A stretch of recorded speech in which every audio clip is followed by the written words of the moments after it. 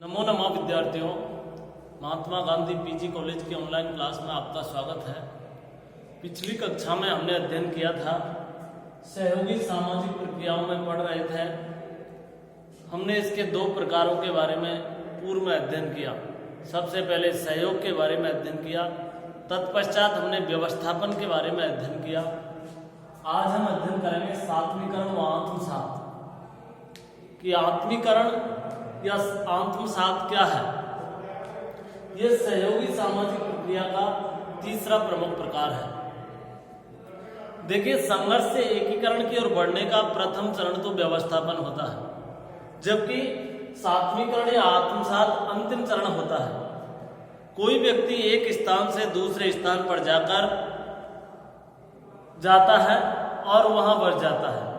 पहले तो उसे उस समाज से सामंजस्य करना पड़ता है, उस संस्कृति के मूल्यों, उसके रीति रिवाजों, उसके रहन सहन, उसकी वेशभूषा आदि के साथ सामंजस्य करना पड़ता है। उस समाज के मूल्य, संस्कृति, रीति रिवाज आदि को समझकर उसके साथ समन्वय करना पड़ता है। यह स्थिति व्यवस्थापन की होती है। कौन सी? जब कोई व्यक्ति दूसरी संस्कृति में जाता है और उस संस्कृति के जो रीति रिवाज हैं, संस्कृति है, मूल्य हैं, उनको समझता है, तो ये प्रक्रिया क्या कहलाती है? व्यवस्थापन की प्रक्रिया कहलाती है। यह स्थिति व्यवस्थापन की होती है। समय के अंतराल के बाद वह उस संस्कृति में घुल मिल जाता है और उसके रीति रिवाज, मूल्य, परंपरा आदि को वो ठीक ढंग से जान लेता है। तब उस स्थिति को हम क्या बोलते हैं? सात्वीकरण या आत्मसात कहते हैं। देखिए, सात्वीकरण एक ऐसी प्रक्रिया है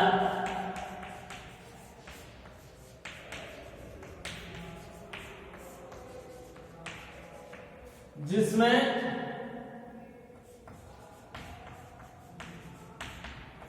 व्यक्ति संघर्ष से एकीकरण की ओर अग्रसर होता है। एकीकरण की ओर अग्रसर होता है।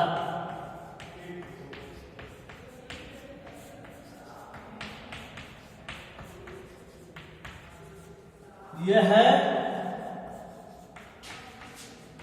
व्यवस्थापन का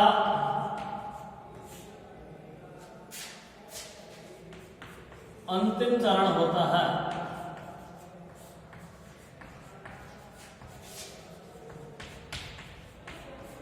कौन सा चरण होता है भाई? ये अंतिम चरण। उदाहरण के रूप में यदि देखें कि जब एक व्यक्ति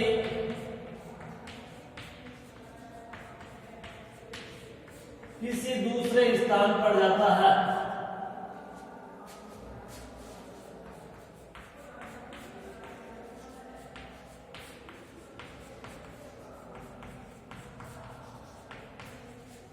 तो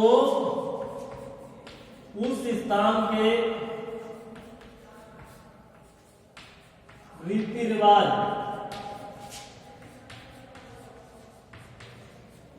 परंपरा व मूल्यों के साथ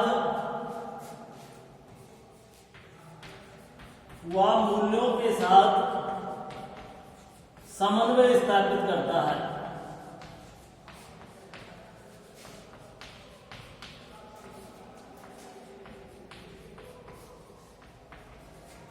यह प्रक्रिया व्यवस्थापन कहलाती है।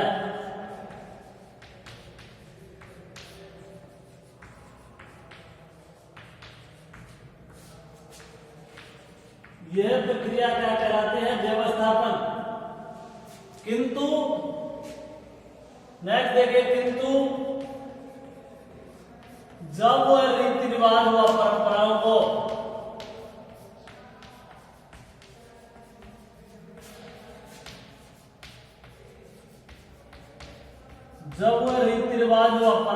में घुल मिल जाता है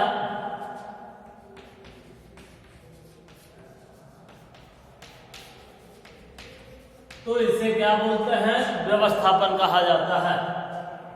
तो इसे व्यवस्थापन कहते हैं।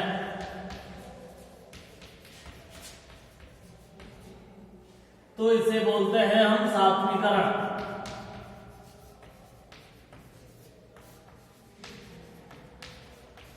दोबारा से देखिए कि सात्वीकरण क्या है। सात्वीकरण एक ऐसी प्रक्रिया है जिसमें व्यक्ति संघर्ष से कहां जाता है, एकीकरण की ओर अग्रसर होता है। यह व्यवस्थापन का एक अंतिम चरण होता है। जब एक व्यक्ति किसी दूसरे स्थान पर जाता है और उस स्थान के रीति रिवाज, परंपरा व मूल्यों के साथ समन्वय यानी तालमेल स्थापित कर लेता है, तो यह प्रक्रिया क्या कहलाती है, व्यवस्थापन कहलाती है। किंतु जब रीति रिवाज और परंपराओं में वो व्यक्ति घुल मिल जाता है तो इसे हम क्या बोलते हैं भाई, सात्वीकरण के नाम से जानते हैं।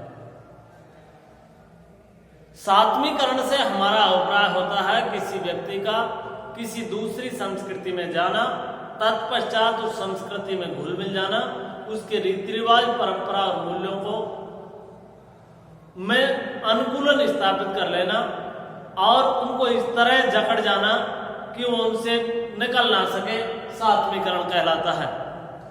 आइए और अधिक स्पष्ट करने के लिए हम इसकी अलग अलग विद्वानों द्वारा दी गई परिभाषाओं के बारे में अध्ययन करते हैं। नेक्स्ट देखिए, सात्वीकरण का अर्थ व परिभाषाएं।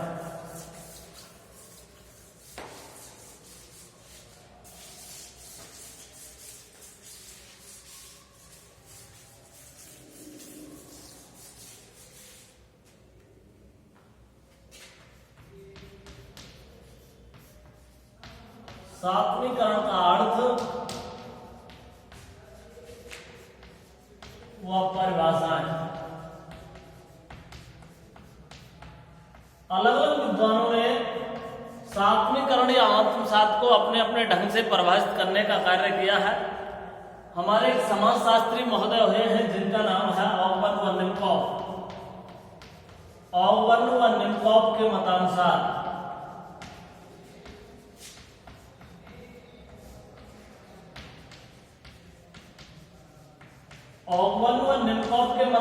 देखिए, आत्मसात वह प्रक्रिया है जिसमें किसी समय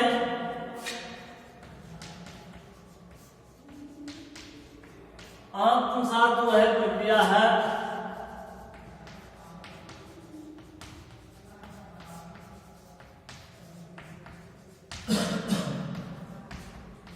जिसमें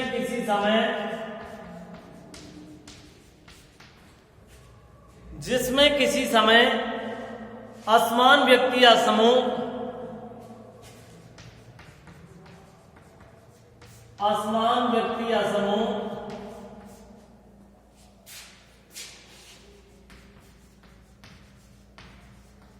समान दृष्टिकोणों के कारण, अपने स्वार्थ और दृष्टिकोणों के कारण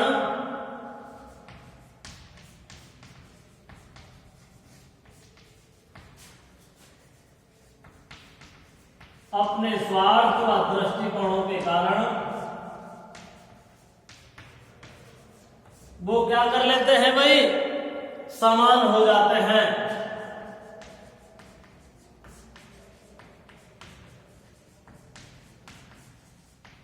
देखिए, समाजशास्त्री ऑगबर्न व निमकॉफ ने बहुत ही सरल ढंग से सात्वीकरण या आत्मसात को परिभाषित करने का कार्य किया है। आत्मसात वह प्रक्रिया है जिसमें किसी समय असमान व्यक्ति या समूह अपने स्वार्थ व दृष्टिकोणों के कारण कैसे हो जाते हैं, समान हो जाते हैं, एक जैसे हो जाते हैं। दोबारा देखिए, सात्वीकरण का अर्थ व परिभाषाओं में हमारे एक समाजशास्त्री महोदय हुए हैं ऑगबर्न व निमकॉफ। उसने बहुत ही सरल शब्दों में सात्वीकरण या आत्मसात को परिभाषित करने का कार्य किया है कि आत्मसात वह प्रक्रिया है जिसमें किसी समय असमान व्यक्ति या समूह जो होते हैं वो अपने स्वार्थों के कारण व दृष्टिकोणों के कारण कैसे हो जाते हैं, एक समान हो जाते हैं। यह प्रक्रिया, यह परिभाषा किसने दी है, ऑगबर्न व निमकॉफ महोदय ने। आइए और अधिक परिभाषा जानने के लिए हमारे एक समाजशास्त्री महोदय हुए हैं जिनका नाम है विंसेंट एंड विंसेंट। उन्होंने सात्वीकरण या आत्मसात को अपने ढंग से परिभाषित किया है। विंसेंट एंड विंसेंट के मतानुसार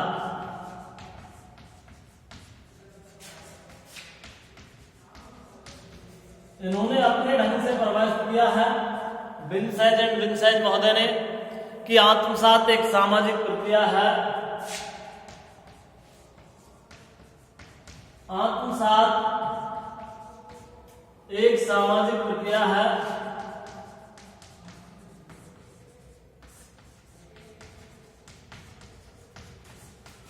जिसमें व्यक्ति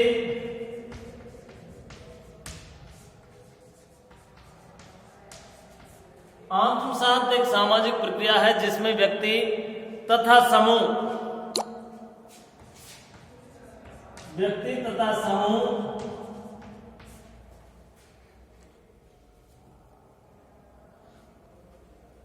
भावनाओं, मूल्यों और उद्देश्यों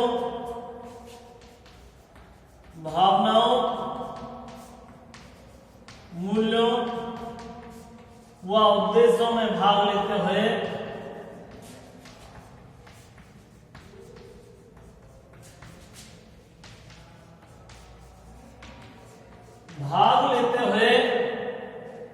एक दूसरे के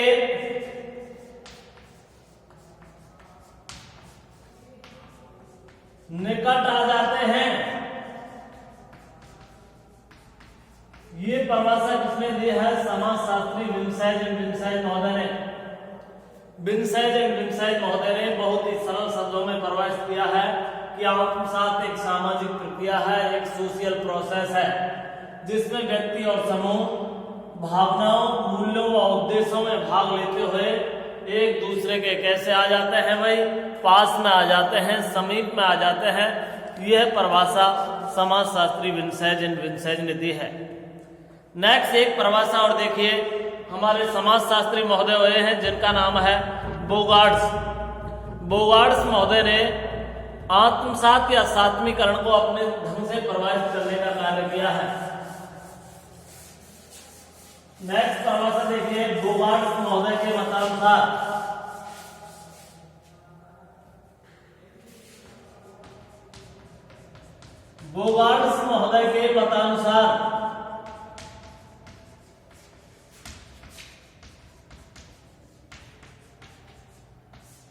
इन्होंने देखे क्या कहा है, आत्मसात वह प्रक्रिया है जिससे अनेक व्यक्तियों के दृष्टिकोण एकीकृत हो जाते हैं। आत्मसात वह सामाजिक प्रक्रिया है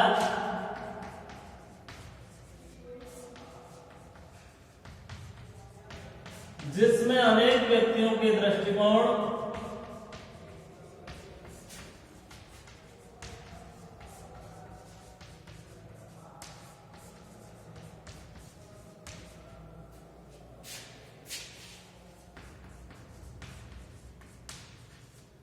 समान हो जाते हैं।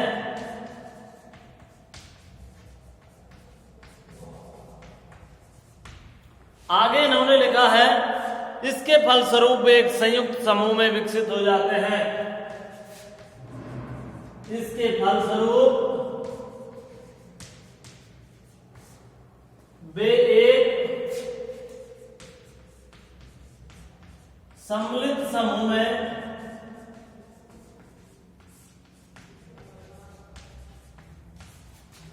एकीकृत हो जाते हैं।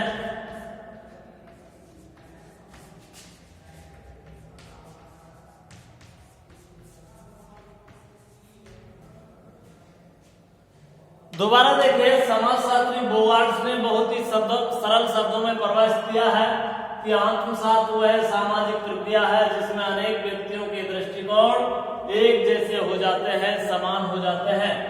इसके फलस्वरूप क्या करते हैं, वो एक सम्मिलित समूह में एकीकृत हो जाते हैं। उसके बाद जब उनके समान दृष्टिकोण हो जाते हैं तो उसके बाद एक एकीकृत स्वरूप का निर्माण करते हैं वो।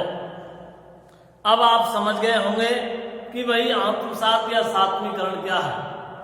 उपर्युक्त परिभाषाओं के आधार पर निष्कर्ष रूप में हम कह सकते हैं कि सात्मीकरण या आत्मसात एक ऐसी सामाजिक प्रक्रिया है जिसमें कई जो समूह होते हैं या जो कई वो व्यक्ति होते हैं वो समान उद्देश्यों के लिए एकीकरण हो जाते हैं, एकीकृत हो जाते हैं, मिल जाते हैं और तत्पश्चात वो एक संयुक्त समूह का निर्माण करते हैं। आइए नेक्स्ट और अधिक स्पष्ट करने के लिए हम अध्ययन करते हैं सात्मीकरण या आत्मसात की प्रमुख विशेषताओं के बारे में कि इसकी कौन कौन सी विशेषताएं हैं। देखिए, सात्मीकरण या आत्मसात की प्रमुख विशेषताएं।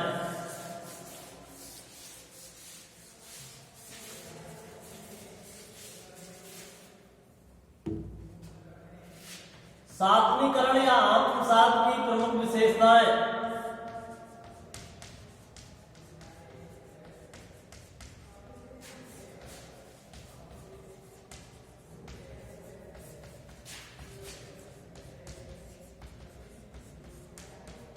इन्हें स्पष्ट समझने के लिए और हम इसकी विशेषताओं के बारे में चर्चा करते हैं कि इसकी कौन कौन सी विशेषताएं हैं। सबसे पहला देखिए, आत्मसात एक संगठनात्मक प्रक्रिया है। आत्मसात ऐसी प्रक्रिया है, एक संगठनात्मक प्रक्रिया है।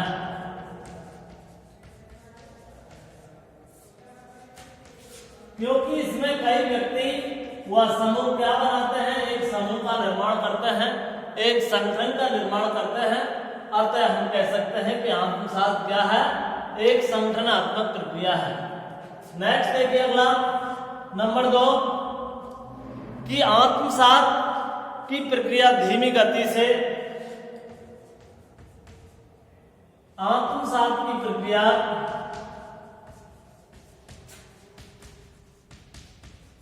धीमी गति से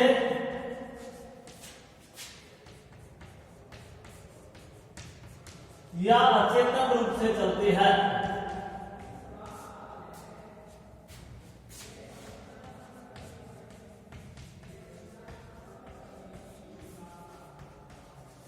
सात्मीकरण आत्मसात की प्रक्रिया धीरे धीरे चलती है, क्योंकि मैंने उदाहरण के तौर पर आपको बताया कि जब एक व्यक्ति दूसरी संस्कृति में जाता है तो वहां के रीति रिवाजों को, वहां की परंपराओं को, वहां के मूल्यों को धीरे धीरे ग्रहण करता है और उनमें इतना घुल मिल जाता है कि वो आत्मसात कर लेता है, सात्मीकरण कर लेता है। अतः इसकी दूसरी प्रमुख विशेषता है कि आत्मसात की प्रक्रिया धीमी गति से या अचेतन रूप से चलती है।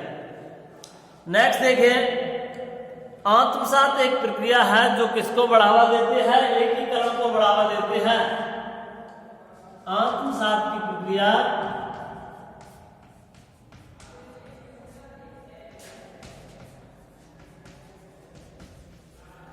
एकीकरण को बढ़ावा देती है।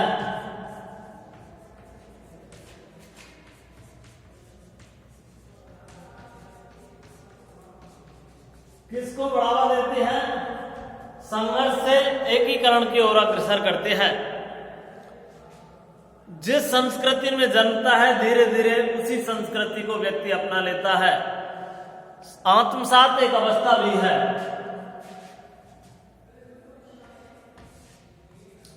आत्मसात एक अवस्था भी है,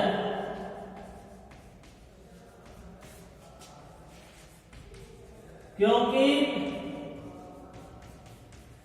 व्यक्ति जिस संस्कृति में जन्म लेता है, क्योंकि व्यक्ति जिस संस्कृति में जन्म लेता है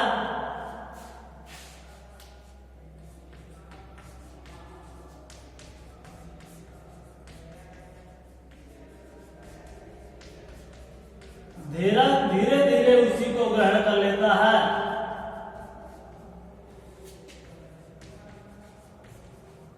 उसी को ग्रहण कर लेता है।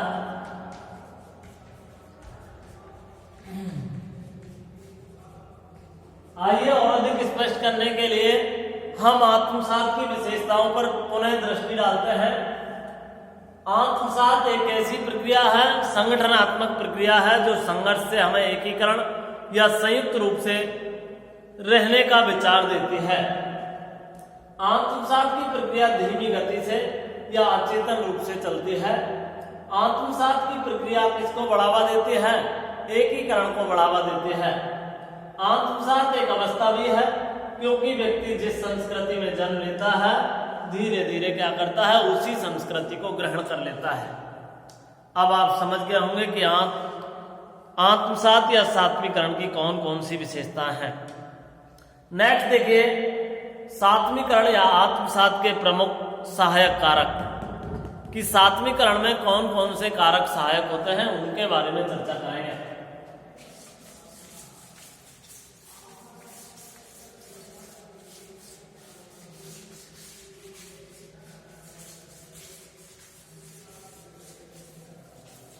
सात्वीकरण के प्रमुख सहायक कारक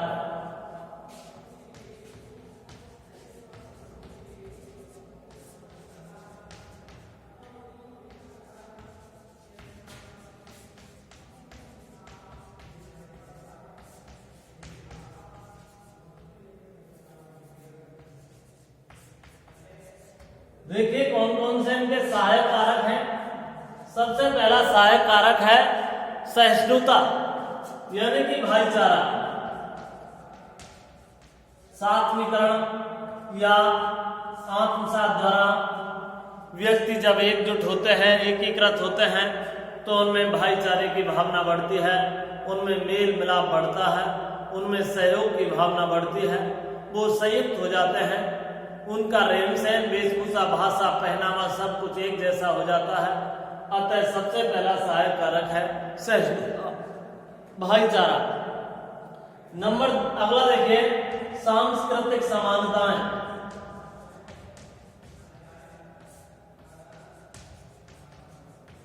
सात्वीकरण द्वारा कई व्यक्तियों की जो संस्कृति होती है उसको वो अपना लेते हैं या उनमें सांस्कृतिक समानता हो जाती है।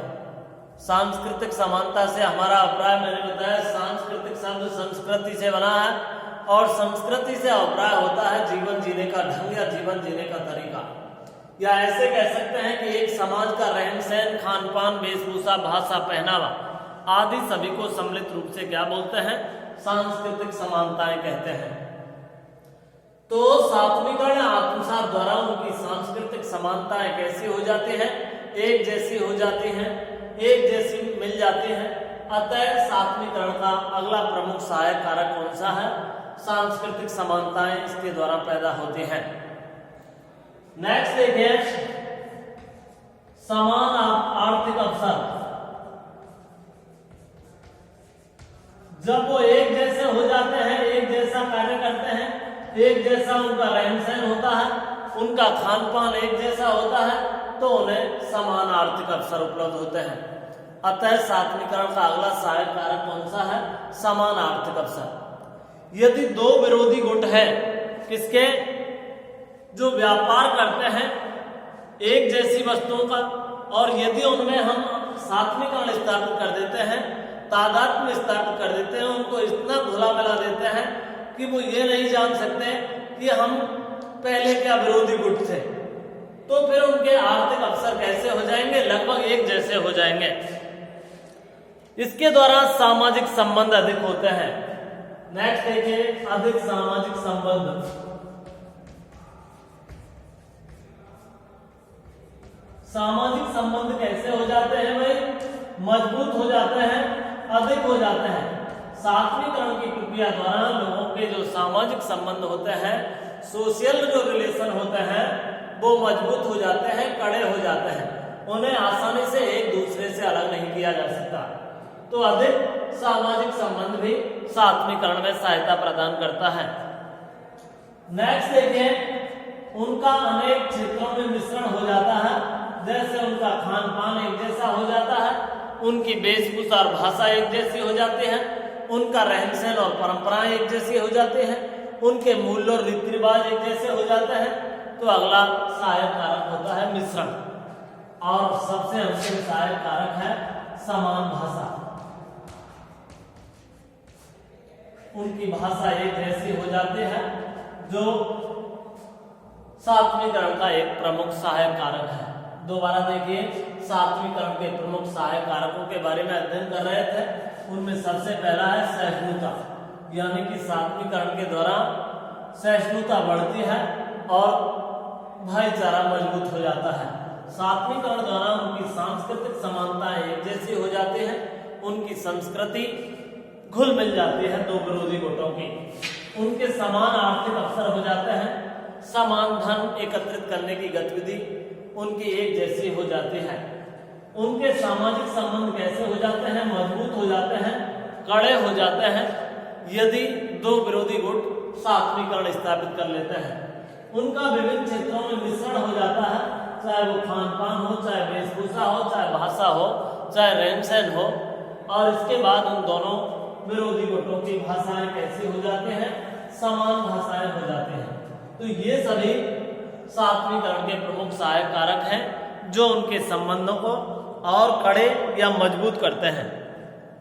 आइए इनके अलावा हम अध्ययन करते हैं कि सात्विकरण के कुछ विरोधी कारक भी होते हैं जो कि इसको सात्विकरण या आत्मसात की प्रक्रिया को कड़ा या मजबूत होने से बचाते हैं। आइए चर्चा करते हैं सात्विकरण के विरोधी कारक।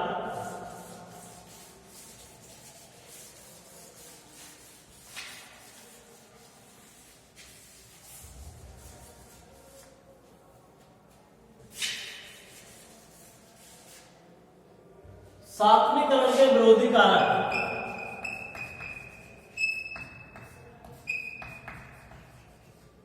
विरोधी कारकों में हम चर्चा करें तो सबसे पहला विरोधी कारक है पृथक्करण, यानी कि भिन्नता, अलग होना। यदि उनमें पृथक्करण है, उनमें भिन्नता है, वो एक दूसरे से अलग रहते हैं, एक दूसरे से प्रतिस्पर्धा करते हैं, संघर्ष करते हैं, तो उनमें सात्विकरण स्थापित नहीं होता और ये सात्विकरण को घटाने की प्रक्रिया है। नेक्स्ट देखिए, शारीरिक लक्षणों में भिन्नता। यदि उन दो विरोधी गुटों के व्यक्तियों के शारीरिक लक्षणों में भिन्नता है तो ये भी सात्विकरण को कमजोर करती है। शारीरिक लक्षणों में भिन्नता, शारीरिक लक्षणों में भिन्नता के द्वारा भी उनका तादात्म्य, उनका सात्विकरण, उनकी आत्मसात की प्रक्रिया मजबूत नहीं होते। नेक्स्ट देखिए, उच्चता की भावना। यदि उनमें उच्चता या निम्नता की भावना है कि मैं इससे उच्च हूं, ये मुझसे निम्न है, तो भी उनमें सात्विकरण स्थापित नहीं हो सकता है। और नंबर अगला है संपीड़न। जब बहुमत संस्कृति वाले व्यक्ति अल्पमत को कष्ट पहुंचाते हैं तो दोनों में संघर्ष होता है और वो परस्पर घृणा उत्पन्न करते हैं जो सात्विकरण की प्रक्रिया को बढ़ावा देने से रोकती है। संपीड़न, संपीड़न से अभिप्राय होता है जब एक संस्कृति के व्यक्तियों की बहुलता है और दूसरे संस्कृति के व्यक्तियों की कमी है, तो बहुलता संस्कृति वाले व्यक्ति जिनकी कमी है उन संस्कृति वाले व्यक्तियों को कष्ट पहुंचाते हैं, अतः उनमें घृणा की भावना को बल मिलता है जो सात्विकरण की प्रक्रिया को कम करता है। दोबारा देखिए, सात्विकरण के विरोधी कारकों में पृथक्करण है। यदि वो एक दूसरे को अलग रहते हैं, एक दूसरे में घुल मिलते नहीं हैं, तो ये सात्विकरण की प्रक्रिया को मजबूत नहीं होने देता। यदि उनकी शारीरिक लक्षणों में भिन्नता है, दोनों के प्रजातीय लक्षण अलग अलग हैं, उनके शारीरिक बनावट यदि अलग अलग प्रकार की है, तो वो भी सात्विकरण स्थापित होने से रोकते हैं। यदि उनमें उच्चता और निम्नता की भावना है, एक व्यक्ति अपने आप को उच्च समझता है जबकि दूसरा व्यक्ति निम्न समझता है, तो भी आत्मसात या सात्विकरण स्थापित नहीं हो पाता है। और अगला है संपीड़न, यानी कि एक संस्कृति के लोगों की संख्या तो ज्यादा है जबकि दूसरे संस्कृति के लोगों की संख्या कम है, तो ज्यादा संस्कृति वाले लोग कम व्यक्तियों के लिए शारीरिक या आर्थिक या मानसिक कष्ट पहुंचाते हैं, अतः घृणा की भावना पैदा होती है जो सात्विकरण की प्रक्रिया को कमजोर करती है। तो सात्विकरण के विरोधी कारकों में पृथक्करण, शारीरिक लक्षणों में भिन्नता, उच्चता और निम्नता की भावना और संपीड़न, ये प्रमुख ऐसे कारक हैं जो सात्विकरण की प्रक्रिया को कमजोर करते हैं। तो आज हम इतना ही अध्ययन करेंगे। नेक्स्ट हम अगला अध्ययन करते हैं सहयोगी सामाजिक प्रक्रिया का अगला जो प्रकार है एकीकरण, उसके बारे में अगली कक्षा में चर्चा करेंगे। आज के लिए इतना ही। आज हमने अध्ययन किया सात्वीकरण के बारे में या आत्मसात के बारे में, उनका अर्थ व परिभाषाओं के बारे में अध्ययन किया। तत्पश्चात सात्वीकरण की विशेषताएं, तत्पश्चात सात्वीकरण या आत्मसात के सहायक कारक, और अंत में हमने अध्ययन किया सात्वीकरण के विरोधी कारक कौन कौन से हैं उनके बारे में। नेक्स्ट हम सहयोगी सामाजिक प्रक्रियाओं का अगला जो प्रकार है एकीकरण, उसके बारे में अगली कक्षा में चर्चा करेंगे। जो सहयोगी सामाजिक प्रक्रिया का अंतिम चरण है, पहला चरण था व्यवस्थापन, दूसरा था सात्वीकरण, और अगली कक्षा में हम पढ़ेंगे एकीकरण के बारे में। आज के लिए इतना ही। नेक्स्ट अगली कक्षा में मिलते हैं। और आप भी लगातार अपनी पुस्तकों में ये सभी सहयोगी व असहयोगी सामाजिक प्रक्रियाएं दी हुई हैं, सात्वीकरण दिया हुआ है, यह आपके सिलेबस में से ही अध्ययन किया जा रहा है। आप भी इनको लगातार पढ़ते रहें। आज की कक्षा में इतना ही। नेक्स्ट अगली कक्षा में मिलते हैं। धन्यवाद।